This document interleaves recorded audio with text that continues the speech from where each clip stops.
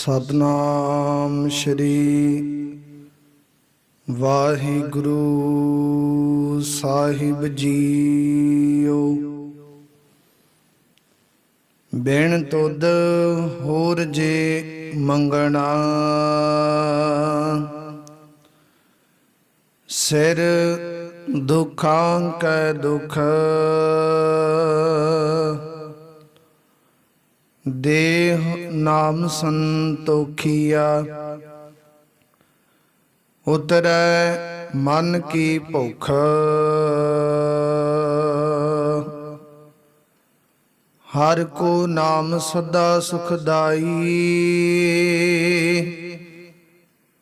जा कौ सिमर अजामल उदरियो, घन काहूँ गत पाई। किन्ही बनजिया कांची तांबा, किन्ही लौंग सुपारी। संतोह बनजिया नाम गोबिंद का, ऐसी खेप हमारी। जुगो जुग अटल चवर शद्र तक दे मालक, दसां पातशाहियां जी जोत। हाजिर नाजिर श्री गुरु ग्रंथ साहिब महाराज दे पावन पवित्र सतगुरां दे सन्मुख हजूरी अंदर जुड़ बैठी गुरु प्यारी गुरु सवारी। गुरु की साजी साज के नवाजी, गुरु का खास रूप खालसा साध संगत जीओ। आओ कुछ समय लई सतगुरु जी दे पावन पवित्र चरण कमलों के नाल मन बिरतियां कागर करके जुड़ करके बैठने की किरपालता करिए। समय और स्वासां नूं सफला करिए, सतगुरां दियां खुशियां प्राप्त करना करिए। चल रही लड़ीवार शब्द विचार कथा गुरबाणी सरवण करना करिए। आप संगत ने जो हुण तक लड़ीवार शब्द विचार कथा गुरबाणी सरवण कीती, वो विचार इथों तक सी कि जिस वेले सतगुरु गुरु हरगोबिंद महाराज छेवें पातशाह मीरी पीरी दे मालक कृपालू दयालु सतगुरु जी अमृतसर दी धरती ते विराजमान है। शशोभत है सतगुरु जी ते सतगुरु जी दे सन्मुख दूरों दूरों संगतां आके दर्शन दीदारे पे करदियां ने। जो भी मन दी भावना सतगुरु दे सन्मुख पेश करके मन दियां भावनावां संपन्न पे करदे ने। ते सतगुरु गुरु हरगोबिंद महाराज जी भी सब संगत दे उत्ते बख्शिशां रहमतां बरताई जांदे आ। जो भी सतगुरु दे दर कर विखे आउंदा है, वो झोलियां भर के लैके जांदा।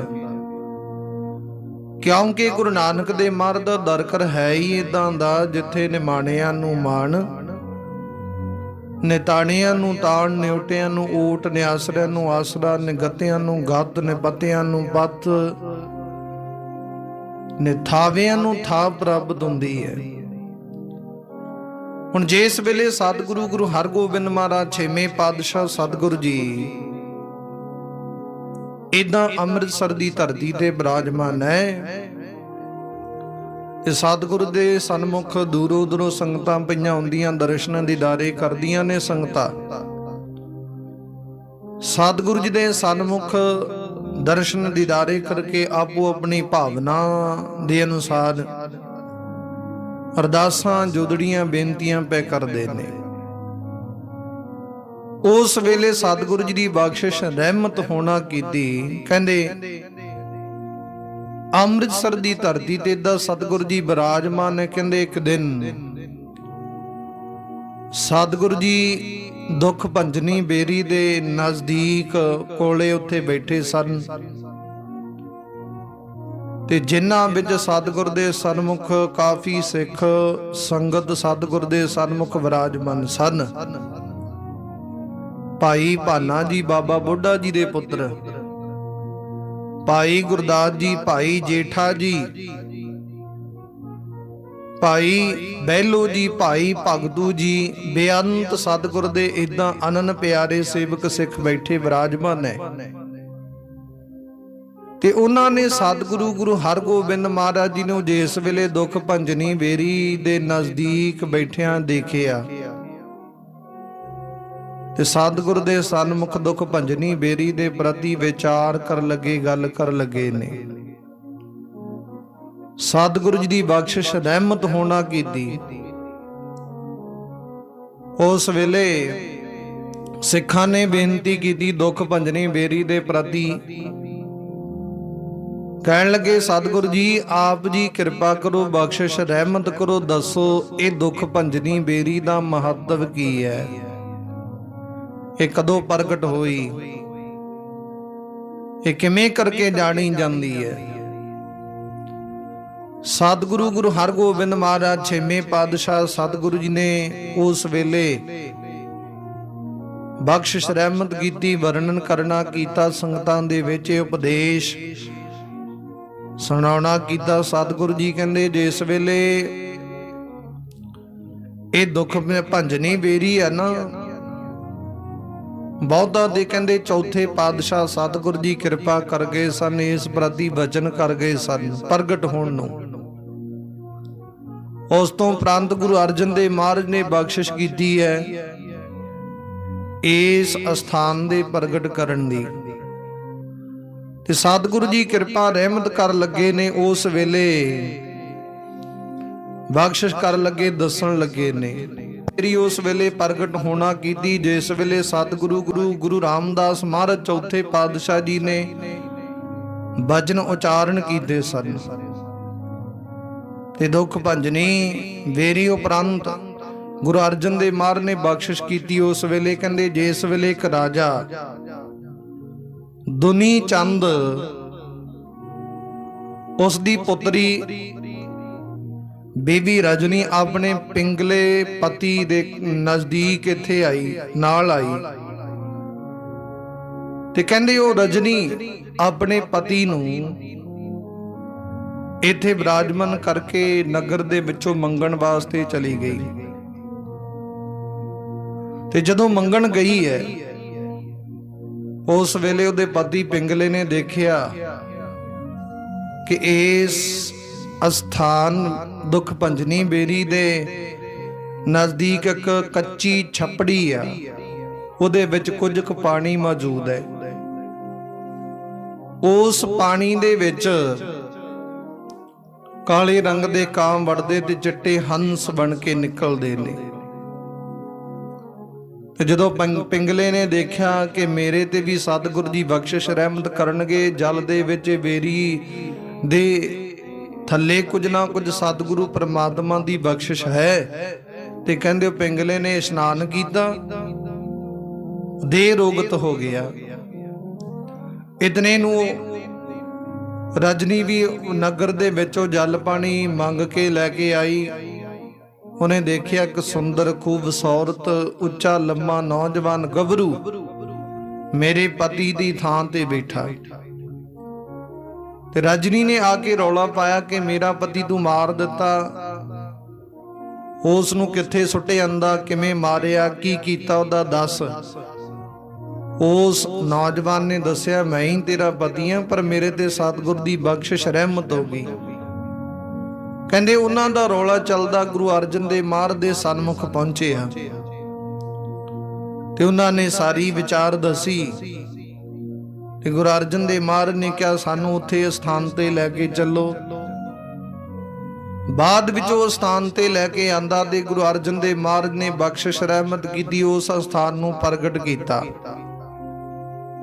ਦੁੱਖ ਭੰਜਨੀ ਬੇਰੀ ਦੇ ਥੱਲੇ ਬਖਸ਼ਿਸ਼ ਰਹਿਮਤ ਵਰਤਦੀ ਸੀ। ਇੱਥੇ ਸਤਿਗੁਰੂ ਪਰਮਾਤਮਾ ਦੀ ਕਿਰਪਾ ਵਰਤੀ।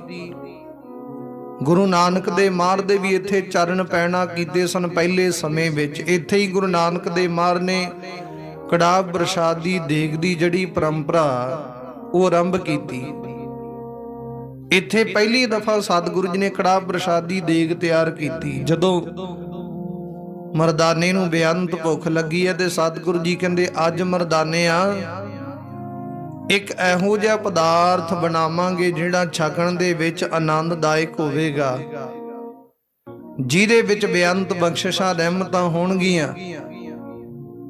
ਤੇ ਕੜਾਹ ਪ੍ਰਸ਼ਾਦੀ ਦੇਗ 3 ਸਮੇਲ ਕਰਕੇ ਤਿਆਰ ਕੀਤੀ ਤੇ ਭਾਈ ਮਰਦਾਨੇ ਨੇ ਛਕਣਾ ਕੀਤੀ ਤੇ ਆਨੰਦ ਬੜਾ ਪ੍ਰਾਪਤ ਹੋਇਆ, ਬੜੀ ਬਖਸ਼ਿਸ਼ ਰਹਿਮਤ ਹੋਈ। ਉਸ ਵੇਲੇ ਸਤਿਗੁਰੂ ਜੀ ਦੀ ਬਖਸ਼ਿਸ਼ ਰਹਿਮਤ ਹੋਈ। ਕਹਿੰਦੇ ਗੁਰੂ ਨਾਨਕ ਦੇ ਮਹਾਰਾਜ ਨੇ ਵੀ ਇੱਥੇ ਚਰਨ ਪਾਏ ਸਨ। ਬੇਅੰਤ ਬਖਸ਼ਿਸ਼ਾਂ ਰਹਿਮਤਾਂ ਹੋਈਆਂ। ਬਾਅਦ ਵਿੱਚ ਕਹਿੰਦੇ ਫਿਰ ਗੁਰੂ ਅਰਜਨ ਦੇਵ ਮਹਾਰਾਜ ਨੇ ਇਹ ਸਥਾਨ ਪ੍ਰਗਟ ਕੀਤਾ, ਇਸ ਅਸਥਾਨ ਦੀ ਕਾਰ ਸੇਵਾ ਆਰੰਭ ਕੀਤੀ, ਜਿਸ ਤੋਂ ਉਪਰੰਤ ਸੰਗਤਾਂ ਦੇ ਪੂਰਨ ਸਹਿਯੋਗ ਦੇ ਨਾਲ ਪ੍ਰਮਾਤਮਾ ਦੇ ਹੁਕਮ ਦੇ ਨਾਲ ਇਹ ਕਹਿੰਦੇ ਦੁੱਖ ਭੰਜਨੀ ਬੇਰੀ ਪ੍ਰਗਟ ਹੋਣਾ ਕੀਤੀ। ਸਤਿਗੁਰੂ ਦੀ ਕਿਰਪਾ ਹੋਈ। ਹੁਣ ਇੱਥੇ ਬੇਅੰਤ ਸੰਗਤਾਂ ਕਹਿੰਦੇ ਆ ਕੇ ਆਪਣੇ ਸਰੀਰ ਦੀ ਕਿਰਿਆ ਸੋਧ ਕੇ ਸੁਚਮ ਕਰਕੇ ਇਸ ਜਲ ਵਿੱਚ ਇਸ਼ਨਾਨ ਕਰਦੇ ਨੇ ਤੇ ਦੁੱਖਾਂ ਤੋਂ ਨਿਜਾਤ ਪ੍ਰਾਪਤ ਕਰਦੇ। ਸਤਿਗੁਰੂ ਨੇ ਇਦਾਂ ਹੁਕਮ ਕੀਤਾ। ਉਪਰੰਤ ਇਹ ਵਿਚਾਰ ਸੁਣ ਕੇ ਸਾਰੇ ਸਿੱਖ ਸੰਗਤ ਬੜੇ ਆਨੰਦਦਾਇਕ ਹੋਏ ਨੇ। ਉਹਨਾਂ ਨੇ ਸਤਿਗੁਰੂ ਜੀ ਤੋਂ ਇਹ ਆਨੰਦ ਪ੍ਰਾਪਤ ਕੀਤਾ ਇਹ ਵਾਰਤਾ ਸਰਵਣ ਕਰਕੇ। ਤੇ ਬਾਅਦ ਵਿੱਚ ਸਤਿਗੁਰੂ ਜੀ ਇੱਧਰ ਸ਼ਿਕਾਰ ਖੇਡਣ ਵਾਸਤੇ ਤਿਆਰ ਹੋਏ ਨੇ। ਸਿੱਖਾਂ ਨੂੰ ਨਾਲ ਲਿਆ। ਭਾਈ ਗੁਰਦਾਸ ਜੀ, ਭਾਈ ਜੇਠਾ ਜੀ, ਭਾਈ ਭਾਨਾ ਜੀ, ਬੇਅੰਤ ਸਿੱਖ ਨਾਲ ਲਏ ਨੇ। ਸਤਿਗੁਰੂ ਜੀ ਸ਼ਿਕਾਰ ਖੇਡਦੇ ਇੱਧਰ ਵਾਸਰ ਕੇ ਨਗਰ ਵਿਖੇ ਪਹੁੰਚੇ ਆ। ਇੱਧਰ ਜਦੋਂ ਵਾਸਰ ਕੇ ਨਗਰ ਵਿਖੇ ਪਹੁੰਚੇ ਨੇ, ਗੁਰੂ ਅਮਰਦਾਸ ਮਹਾਰਾਜ ਤੀਜੇ ਪਾਤਸ਼ਾਹ ਸਤਿਗੁਰੂ ਜੀ ਦੇ ਉਸ ਅਸਥਾਨ ਤੇ ਪਹੁੰਚੇ ਜਿੱਥੇ ਸਤਿਗੁਰੂ ਜੀ ਗੁਰੂ ਦੀ ਪਦਵੀ ਗੁਰਤਾ ਗੱਦੀ ਪ੍ਰਾਪਤ ਕਰਨ ਵੇਲੇ ਇੱਥੇ ਇੱਕ ਕੋਠੇ ਦੇ ਵਿੱਚ ਆ ਕੇ ਬੰਦ ਹੋ ਕੇ ਬਹਿ ਗਏ ਸਨ। ਤੇ ਬਾਅਦ ਵਿੱਚ ਗੁਰੂ ਸਤਿਗੁਰ ਦੀ ਕਿਰਪਾ ਰਹਿਮਤ ਵਰਤੀ। ਕਹਿੰਦੇ ਗੁਰੂ ਅਮਰਦਾਸ ਮਹਾਰਾਜ ਜੀ ਨੂੰ ਪ੍ਰਗਟ ਕਰਨ ਵਾਸਤੇ ਬਾਬਾ ਬੁੱਢਾ ਜੀ ਨੇ ਇੱਥੇ ਬੇਅੰਤ ਬਖਸ਼ਿਸ਼ ਰਹਿਮਤ ਪ੍ਰਾਪਤ ਕੀਤੀ। ਕਹਿੰਦੇ ਇੱਥੇ ਵਾਸਰ ਕੇ ਨਗਰ ਵਿਖੇ ਪਹੁੰਚ ਕੇ ਉਹਨਾਂ ਨੂੰ ਕੋਠੇ ਦੇ ਵਿੱਚੋਂ ਪ੍ਰਗਟ ਕੀਤਾ ਬੇਨਤੀ ਕਰਕੇ। ਤੇ ਗੁਰੂ ਪਿਆਰਿਓ ਫਿਰ ਇੱਥੇ ਸਤਿਗੁਰੂ ਜੀ ਕਹਿੰਦੇ ਸ਼ਿਕਾਰ ਖੇਡਦੇ ਖੇਡਦੇ ਇਸ ਸਥਾਨ ਤੇ ਪਹੁੰਚੇ ਨੇ ਸਿੱਖਾਂ ਸਮੇਤ। ਉਸ ਅਸਥਾਨ ਦੇ ਦਰਸ਼ਨ ਕੀਤੇ ਜਿੱਥੇ ਇੱਕ ਕੋਠਾ ਬਣਿਆ ਹੋਇਆ। ਸਤਿਗੁਰੂ ਦੀ ਬਖਸ਼ਿਸ਼ ਰਹਿਮਤ ਹੋਈ। ਸੰਗਤਾਂ ਨੇ ਸਿੱਖਾਂ ਨੇ ਜਦੋਂ ਦਰਸ਼ਨ ਦੀਦਾਰੇ ਕੀਤੇ ਆਨੰਦ ਪ੍ਰਾਪਤ ਕੀਤਾ।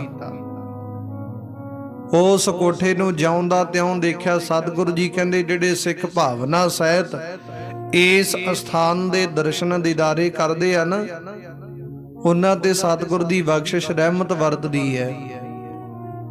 ਤੇ ਸਤਿਗੁਰੂ ਜੀ ਨੇ ਉਸ ਕੋਠੇ ਦੀ ਮਹਾਨਤਾ ਦੱਸੀ। ਕਹਿੰਦੇ ਕੋਠੇ ਦੇ ਵਿੱਚ ਜਦੋਂ ਸਤਿਗੁਰੂ ਤੀਜੇ ਪਾਤਸ਼ਾਹ ਜੀ ਆ ਕੇ ਬੰਦ ਹੋ ਕੇ ਬਹਿ ਗਏ ਸਨ, ਬਾਹਰ ਪੱਟੀ ਲਿਖ ਕੇ ਲਾ ਦਿੱਤੀ ਸੀ ਕਿ ਜਿਹੜਾ ਸਿੱਖ ਇਸ ਦਰਵਾਜ਼ੇ ਨੂੰ ਖੋਲ ਕੇ ਅੰਦਰ ਪ੍ਰਵੇਸ਼ ਕਰੇਗਾ ਸਾਡਾ ਸਿੱਖ ਨਹੀਂ ਹੋਵੇਗਾ।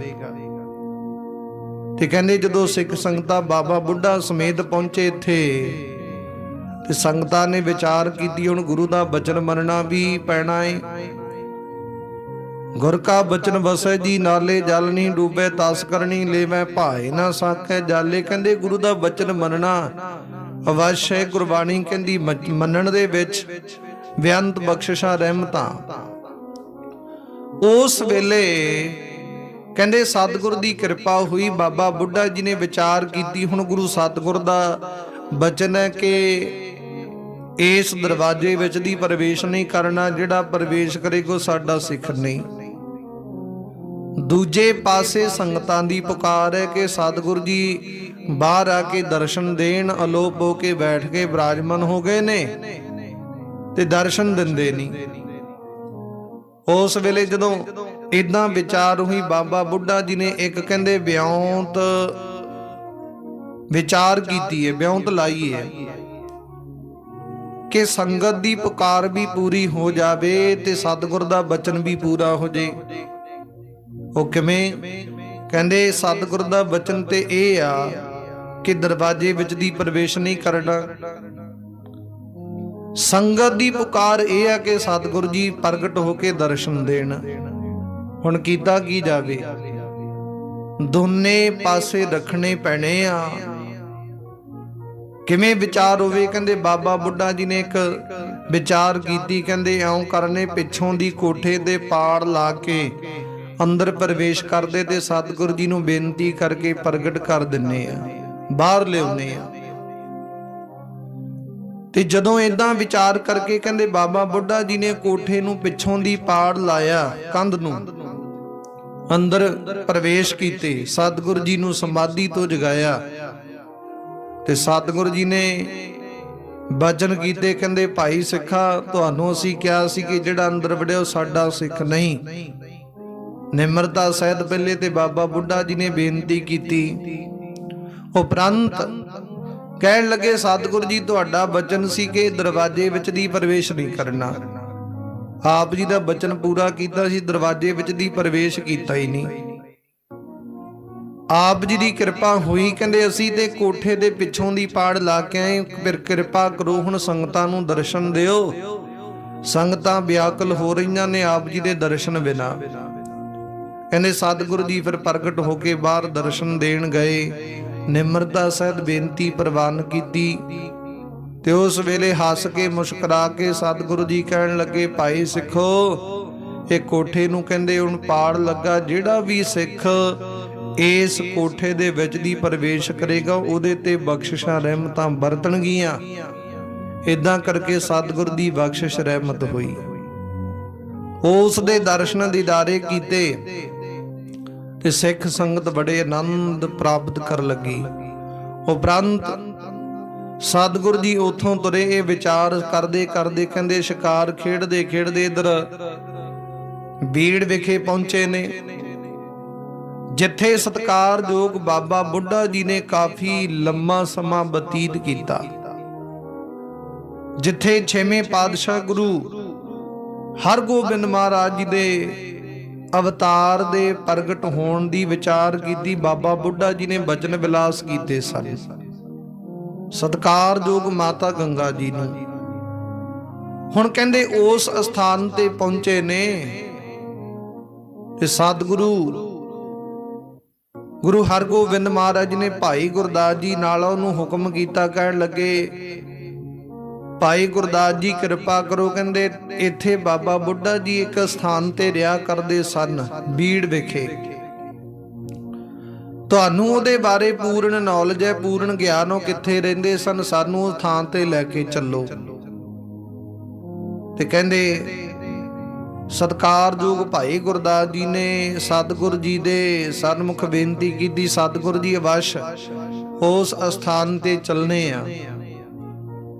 ਤੇ ਕਹਿੰਦੇ ਭਾਈ ਗੁਰਦਾਸ ਜੀ ਨੇ ਸਤਿਗੁਰ ਜੀ ਨੂੰ ਨਾਲ ਲਿਆ। ਨਾਲ ਕਹਿੰਦੇ ਭਾਈ ਭਾਨਾ ਜੀ ਆ, ਸਤਿਗੁਰ ਦੇ ਹੋਰ ਅਨਨ ਪਿਆਰੇ ਸੇਵਕ ਸਿੱਖਾ। ਉਹ ਸ਼ਿਕਾਰ ਖੇਡਦੇ ਖੇਡਦੇ ਕਹਿੰਦੇ ਇੱਧਰ ਉਸ ਅਸਥਾਨ ਤੇ ਪਹੁੰਚੇ ਜਿੱਥੇ ਸਤਿਕਾਰਯੋਗ ਬਾਬਾ ਬੁੱਢਾ ਜੀ ਬਿਰਾਜਮਾਨ ਸਨ, ਜਿੱਥੇ ਬਖਸ਼ਿਸ਼ਾਂ ਰਹਿਮਤਾਂ ਕੀਤੀਆਂ, ਜਿੱਥੇ ਮਾਤਾ ਗੰਗਾ ਜੀ ਨੂੰ ਬਚਨ ਕੀਤੇ ਸਨ ਕਿ ਤੁਹਾਡੇ ਘਰ ਦੇ ਵਿੱਚ ਇਹੋ ਜਿਹਾ ਮਹਾਬਲੀ ਯੋਧਾ ਸੂਰਮਾ ਪੈਦਾ ਹੋਵੇਗਾ ਜਿਹੜਾ ਵੈਰੀਆਂ ਦੇ ਸਿਰ ਆ ਗੰਡੇ ਦੀ ਤਰ੍ਹਾਂ ਭੰਨਿਆ ਕਰੇਗਾ। ਉਹ ਬਚਨ ਹੋਏ ਸਨ। ਤੇ ਕਹਿੰਦੇ ਭਾਈ ਗੁਰਦਾਸ ਜੀ ਉੱਥੇ ਲੈ ਕੇ ਗਏ। ਉੱਥੇ ਆਮ ਜਿਹੀ ਜਗ੍ਹਾ ਸੀ ਤੇ ਸਤਿਗੁਰੂ ਜੀ ਨੇ ਹੁਕਮ ਕੀਤਾ ਭਾਈ ਗੁਰਦਾਸ ਵਰਗੇ ਸਿੱਖਾਂ ਨੂੰ, ਕਹਿੰਦੇ ਸਿੱਖੋ ਇੱਥੇ ਇੱਕ ਸੁੰਦਰ ਵਧੀਆ ਚਬੂਤਰਾ ਬਣਾਇਆ ਜਾਵੇ। ਸਤਿਗੁਰੂ ਜੀ ਕਹਿੰਦੇ ਬਹਿਣ ਵਾਸਤੇ ਥੜੇ ਵਾਂਗ ਚਬੂਤਰਾ ਬਣਾਇਆ ਜਾਵੇ। ਤੇ ਸਿੱਖਾਂ ਨੇ ਸਤਿਗੁਰ ਦਾ ਵਚਨ ਮੰਨ ਕੇ ਉੱਥੇ ਇੱਕ ਚਬੂਤਰਾ ਉਸਾਰਨ ਕੀਤਾ। ਉਪਰੰਤ ਸਤਿਗੁਰੂ ਜੀ ਨੇ ਹੁਕਮ ਕੀਤਾ, ਕਹਿੰਦੇ ਜਲ ਪਾਣੀ ਤਿਆਰ ਕਰੋ। ਭਾਈ ਪ੍ਰਸ਼ਾਦਾ ਪਾਣੀ ਛਕਣਾ ਰਸੋਈਏ ਨੂੰ ਹੁਕਮ ਕੀਤਾ। ਉਹਨੇ ਜਲ ਪਾਣੀ ਤਿਆਰ ਕੀਤਾ ਤੇ ਸਤਿਗੁਰੂ ਗੁਰੂ ਹਰਗੋਬਿੰਦ ਮਹਾਰਾਜ 6ਵੇਂ ਪਾਤਸ਼ਾਹ ਜੀ ਦੇ ਵਾਸਤੇ ਉਹ ਜਲ ਪਾਣੀ ਤਿਆਰ ਕਰਕੇ ਲਿਆਂਦਾ ਗਿਆ। ਚੰਦਨ ਦੀ ਚੌਕੀ ਢਾ ਦਿੱਤੀ ਗਈ। ਸਤਿਗੁਰੂ ਜੀ ਵਾਸਤੇ ਸੁੰਦਰ ਆਸਣ ਲਾ ਦਿੱਤਾ ਗਿਆ। ਸਤਿਗੁਰੂ ਜੀ ਦੇ ਸਿੱਖਾਂ ਨੇ ਔਰ ਸਤਿਗੁਰੂ ਜੀ ਨੇ ਪੂਰਨ ਤੌਰ ਤੇ ਕਹਿੰਦੇ ਜਦੋਂ ਜਲ ਪਾਣੀ ਪ੍ਰਸ਼ਾਦਾ ਪਾਣੀ ਛਕਿਆ, ਤ੍ਰਿਪਤੀ ਪ੍ਰਾਪਤ ਕੀਤੀ ਹੈ। ਕਾਫੀ ਲੰਮਾ ਸਮਾਂ ਉੱਥੇ ਬਤੀਤ ਕਰ ਲੱਗੇ ਤੇ ਕਹਿੰਦੇ ਉੱਥੇ ਸੁੰਦਰ ਚਬੂਤਰਾ ਬਣਾਇਆ ਗਿਆ, ਜਿਸ ਦੇ ਉੱਤੇ ਬਾਅਦ ਵਿੱਚ ਸਤਿਗੁਰੂ ਜੀ ਵਿਰਾਜਮਾਨ ਹੋਏ। ਤੇ ਭਾਈ ਗੁਰਦਾਸ ਜੀ ਵਰਗੇ ਸਿੱਖਾਂ ਨੇ, ਭਾਈ ਭਾਨਾ ਜੀ ਵਰਗੇ ਸਿੱਖਾਂ ਨੇ ਸਤਿਗੁਰ ਦੇ ਸਨਮੁਖ ਬੇਨਤੀ ਕੀਤੀ। ਕਹਿਣ ਲੱਗੇ, ਸਤਿਗੁਰੂ ਜੀ ਇਹ ਜਿਹੜਾ ਬੀੜ ਦਾ ਇਹ ਇਲਾਕਾ ਹੈ, ਇਹ ਜਿਹੜੇ ਨਗਰ ਨੇ, ਇਹ ਸਤਿਗੁਰੂ ਦੀ ਕਿਰਪਾ ਰਹਿਮਤ ਦੇ ਨਾਲ ਕਾਫੀ ਏਰੀਆ ਕਹਿੰਦੇ ਸਤਿਗੁਰੂ ਗੁਰੂ ਨਾਨਕ ਦੇ ਦਰ ਕਰਦੇ ਪ੍ਰਤੀ ਜੋ ਹਿੱਸੇ ਦੇ ਵਿੱਚ ਆਉਂਦਾ ਹੈ। ਕਾਰਨ ਕੀ ਕਿਵੇਂ ਹੈ? ਸਤਿਗੁਰੂ ਜੀ ਕਹਿੰਦੇ ਜਿਸ ਵੇਲੇ ਗੁਰੂ ਅਮਰਦਾਸ ਮਹਾਰਾਜ ਸਤਿਗੁਰੂ ਜੀ ਦੀ ਕਿਰਪਾ ਰਹਿਮਤ ਹੋਈ, ਕਹਿੰਦੇ ਉਸ ਵੇਲੇ ਜੈਮਲ ਤੇ ਕਹਿੰਦੇ ਅਕਬਰ ਬਾਦਸ਼ਾਹ ਉਹਨਾਂ ਦੀ ਜਦੋਂ ਪੂਰਨ ਤੌਰ ਤੇ ਜੰਗ ਜਦੋਂ ਹੋਈ ਤੇ ਉਹਨਾਂ ਨੇ ਜੰਗ ਜਿੱਤ ਕੇ ਪ੍ਰਾਪਤ ਕਰਕੇ ਸਤਿਗੁਰ ਦੇ ਸਨਮੁਖ ਆਉਣਾ ਕੀਤਾ ਤੇ ਆ ਕੇ ਬੇਨਤੀ ਕੀਤੀ, ਸਤਿਗੁਰੂ ਜੀ ਆਪ ਜੀ ਕਿਰਪਾ ਕਰੋ, ਰਹਿਮਤ ਕਰੋ, ਬਖਸ਼ਿਸ਼ ਕਰੋ, ਕੋਈ ਸੇਵਾ ਬਖਸ਼ੋ। ਸਤਿਗੁਰੂ ਜੀ ਨੇ ਉਸ ਵੇਲੇ ਕਿਹਾ, ਨਹੀਂ ਭਾਈ ਗੁਰੂ ਨਾਨਕ ਦੇ ਦਰ ਕਰ ਵਿਖੇ ਕੋਈ ਤੋਟ ਨਹੀਂ, ਕੋਈ ਘਾਟਾ ਨਹੀਂ, ਸਭ ਬਖਸ਼ਿਸ਼ਾਂ ਰਹਿਮਤਾਂ ਵਰਤ ਰਹੀਆਂ ਨੇ। ਤੇ ਕਹਿੰਦੇ ਅਕਬਰ ਬਾਦਸ਼ਾਹ ਨੇ ਬੇਨਤੀ ਕੀਤੀ, ਨਹੀਂ ਸਤਿਗੁਰੂ ਜੀ ਕੋਈ ਨਾ ਕੋਈ ਸੇਵਾ ਬਖਸ਼ੋ। ਤੇ ਉਸ ਵੇਲੇ ਕਹਿੰਦੇ ਆਪਣੇ ਵੱਲੋਂ ਖੁਸ਼ ਹੋ ਕੇ ਸਤਿਗੁਰ ਦੇ ਸਨਮੁਖ ਅਕਬਰ ਬਾਦਸ਼ਾਹ ਨੇ ਕਹਿੰਦੇ ਕਾਫੀ ਜ਼ਮੀਨ ਜਾਇਦਾਦ ਗੁਰੂ ਨਾਨਕ ਦੇ ਦਰ ਕਰ ਵਿਖੇ ਅਰਪਣ ਕਰ ਦਿੱਤੀ, ਕਾਫੀ ਨਗਰਾਂ ਦੀ ਪੱਟੀ ਲੈ ਕੇ ਦੇ ਦਿੱਤੀ। ਤੇ ਸਤਿਗੁਰ ਦੀ ਕਿਰਪਾ ਹੋਈ, ਰਹਿਮਤ ਹੋਈ। ਉਸ ਵੇਲੇ ਜਦੋਂ ਇਹ ਬਚਨ ਕੀਤੇ ਤੇ ਕਾਫੀ ਜਿਹੜਾ ਜ਼ਮੀਨ ਦਾ ਹਿੱਸਾ, ਕਾਫੀ ਨਗਰਾਂ ਦਾ ਹਿੱਸਾ ਜਿਹੜਾ ਸਤਿਗੁਰੂ ਗੁਰੂ ਨਾਨਕ ਦੇ ਦਰ ਕਰ ਵਿਖੇ ਅਰਪਣ ਕੀਤਾ, ਉਹਨੇ ਖੁਸ਼ ਹੋ ਕੇ ਸਤਿਗੁਰ ਦੀ ਕਿਰਪਾ ਰਹਿਮਤ ਵਰਤੀ। ਬਾਅਦ ਵਿੱਚ ਬਾਬਾ ਬੁੱਢਾ ਜੀ ਸਤਿਗੁਰ ਦੇ ਨਾਲ ਸਨ, ਉਹਨਾਂ ਨੇ ਕਾਫੀ ਲੰਮਾ ਸਮਾਂ ਬਤੀਤ ਕੀਤਾ। ਉਪਰੰਤ ਬਾਬਾ ਬੁੱਢਾ ਜੀ ਇੱਥੇ ਬਿਰਾਜਮਾਨ ਰਹੇ, ਸਤਿਗੁਰ ਦੀ ਕਿਰਪਾ ਰਹਿਮਤ ਵਰਤਦੀ ਰਹੀ, ਸਿੱਖ ਸੰਗਤਾਂ ਆਉਂਦੀਆਂ ਜਾਂਦੀਆਂ ਰਹੀਆਂ ਤੇ ਇੱਥੇ ਬੇਅੰਤ ਬਖਸ਼ਿਸ਼ਾਂ ਰਹਿਮਤਾਂ ਵਰਤਦੀਆਂ ਨੇ। ਹੁਣ ਕਹਿੰਦੇ ਇਸ ਅਸਥਾਨ ਤੇ ਸਮਾਂ ਪਾ ਕੇ ਬਖਸ਼ਿਸ਼ਾਂ ਰਹਿਮਤਾਂ ਵਰਤਣਗੀਆਂ। ਇੱਥੇ ਸਿੱਖ ਸੰਗਤਾਂ ਅੰਮ੍ਰਿਤਸਰ ਦੀ ਧਰਤੀ ਤੋਂ ਵੀ ਚੱਲ ਕੇ ਆਇਆ ਕਰਨਗੀਆਂ, ਸਤਿਗੁਰੂ ਜੀ ਦੀ ਪ੍ਰਸੰਨਤਾ ਪ੍ਰਾਪਤ ਕਰਿਆ ਕਰਨਗੀਆਂ। ਇੱਥੇ ਸਮਾਂ ਪਾ ਕੇ ਮੇਲੇ ਲੱਗਿਆ ਕਰਨਗੇ, ਬੇਅੰਤ ਸੰਗਤਾਂ ਆ ਕੇ ਨਤਮਸਤਕ ਹੋਇਆ ਕਰਨਗੀਆਂ। ਕਹਿੰਦੇ ਸਮਾਂ ਬਹੁਤ ਹੀ ਜਲਦ ਆਇਆ ਕਰੇਗਾ, ਸਤਿਗੁਰੂ ਦੀ ਕਿਰਪਾ ਰਹਿਮਤ ਵਰਤੇਗੀ। ਉਸ ਵੇਲੇ ਭਾਈ ਗੁਰਦਾਸ ਜੀ, ਭਾਈ ਭਾਨਾ ਜੀ ਇਹ ਵਿਚਾਰ ਸੁਣ ਕੇ ਬੜੇ ਖੁਸ਼ ਹੋਏ ਨੇ। ਤੇ ਸਤਿਗੁਰੂ ਜੀ ਇੱਧਰ ਚੱਲਦੇ ਚੱਲਦੇ ਜੰਗਲਾਂ ਦੇ ਵਿੱਚ ਸ਼ਿਕਾਰ ਖੇਡਦੇ ਖੇਡਦੇ ਵਾਪਸ ਅੰਮ੍ਰਿਤਸਰ ਦੀ ਧਰਤੀ ਤੇ ਸਤਿਗੁਰੂ ਜੀ ਗਏ। ਰਸਤੇ ਵਿੱਚ ਅਨੇਕ ਸਿੱਖਾਂ ਦੇ ਉੱਤੇ ਬਖਸ਼ਿਸ਼ਾਂ ਰਹਿਮਤਾਂ ਵਰਤਾਉਂਦੇ ਗਏ। ਸਤਿਗੁਰੂ ਦੀ ਕਿਰਪਾ ਰਹਿਮਤ ਵਰਤੀ ਤੇ ਸਤਿਗੁਰੂ ਜੀ ਕਿਰਪਾ ਵਰਤਾਉਂਦੇ ਅੰਮ੍ਰਿਤਸਰ ਦੀ ਧਰਤੀ ਤੇ ਪਹੁੰਚੇ ਨੇ, ਜਿੱਥੇ ਸਤਿਗੁਰੂ ਜੀ ਨੇ ਸਰੋਵਰ ਦੇ ਵਿੱਚ ਜਲ ਦੇ ਵਿੱਚ ਇਸ਼ਨਾਨ ਕੀਤਾ। ਅਕਾਲ ਤਖਤ ਦੇ ਵਿਰਾਜਮਾਨ ਹੋ ਕੇ ਸੰਗਤਾਂ ਨੂੰ ਸਤਿਗੁਰੂ ਜੀ ਦਰਸ਼ਨ ਦੀਦਾਰੇ ਬਖਸ਼ਣ ਲੱਗੇ ਨੇ। ਇਦਾਂ ਕਿਰਪਾ ਰਹਿਮਤ ਵਰਤੀ ਉਸ ਵੇਲੇ। ਤੇ ਗੁਰੂ ਪਿਆਰਿਓ, ਸਤਿਗੁਰੂ ਜੀ ਆਪਣੀਆਂ ਬਖਸ਼ਿਸ਼ਾਂ ਰਹਿਮਤਾਂ ਵਰਤਾਈ ਜਾਂਦੇ। ਸਿੱਖ ਸੰਗਤਾਂ ਸਤਿਗੁਰ ਦੇ ਸਨਮੁਖ ਆ ਕੇ ਦਰਸ਼ਨ ਦੀਦਾਰੇ ਪ੍ਰਾਪਤ ਕਰਕੇ ਮਨ ਦੀਆਂ ਭਾਵਨਾਵਾਂ ਸੰਪੰਨ ਪਏ ਕਰਦੇ ਨੇ। ਸਤਿਗੁਰ ਦੇ ਸਿੱਖ, ਸਤਿਗੁਰ ਦੀ ਸੰਗਤ ਬੇਅੰਤ ਬਖਸ਼ਿਸ਼ਾਂ ਰਹਿਮਤਾਂ ਪ੍ਰਾਪਤ ਕਰਦੀ ਹੈ। ਇਦਾਂ ਸਤਿਗੁਰ ਦੀ ਕਿਰਪਾ ਰਹਿਮਤ ਵਰਤੀ। ਤਾਤੇ ਆਓ ਪਿਆਰੀ ਸੰਗਤ ਜੀਓ, ਅੱਜ ਦੀ ਵਿਚਾਰ ਇਥੋਂ ਤੱਕ ਪ੍ਰਵਾਨ ਕਰਨੀ, ਅਗਲੀ ਰਹਿੰਦੀ ਵਿਚਾਰ ਆਪਾਂ ਕੱਲ ਨੂੰ ਸਰਵਣ ਕਰਾਂਗੇ। ਅੱਗੇ ਸਤਿਗੁਰੂ ਜੀ ਕਿਵੇਂ ਬਖਸ਼ਿਸ਼ ਰਹਿਮਤ ਕਰਦੇ ਆ, ਕਿਵੇਂ ਕਰਕੇ ਅੰਮ੍ਰਿਤਸਰ ਦੀ ਧਰਤੀ ਤੇ ਵਿਰਾਜਮਾਨ ਹੋ ਕੇ ਇਹ ਸੰਗਤਾਂ ਦੇ ਉੱਤੇ ਪਰਉਪਕਾਰ ਹੋਰ ਕਿਵੇਂ ਕਰਦੇ ਆ, ਕੀ ਕੌਤਕ ਰਚਾਉਂਦੇ ਸਤਿਗੁਰ ਦੀ ਰਹਿੰਦੀ ਵਿਚਾਰ ਆਪਾਂ ਕੱਲ ਨੂੰ ਸਰਵਣ ਕਰਾਂਗੇ ਪਿਆਰਿਓ। ਅੱਜ ਦੀ ਵਿਚਾਰ ਇਥੋਂ ਤੱਕ ਪ੍ਰਵਾਨ ਕਰਨੀ।